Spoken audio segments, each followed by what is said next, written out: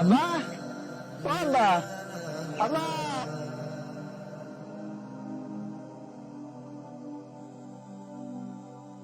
কি হয়েছে বাপ?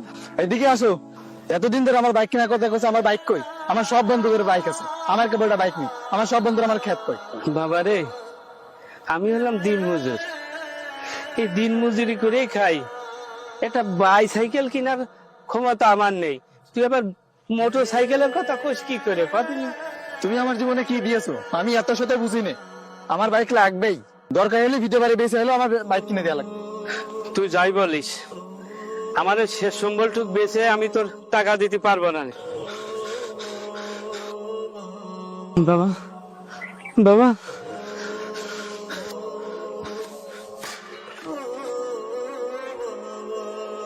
হে আল্লাহ, আমি 2 দিনের মধ্যে এতগুলো টাকা কিভাবে ম্যানেজ করবো? আল্লাহ, হে আল্লাহ, আমার মামারা ছেলেটা বড় দাবি করেছে। আল্লাহ গো, তুমি রহম করো আল্লাহ।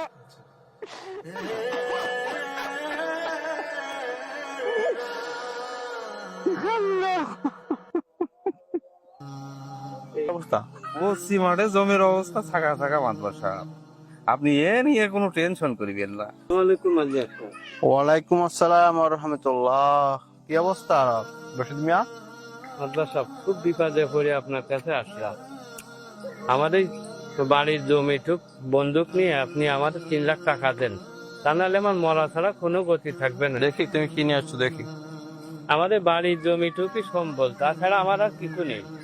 আপনি তো সবই জানেন।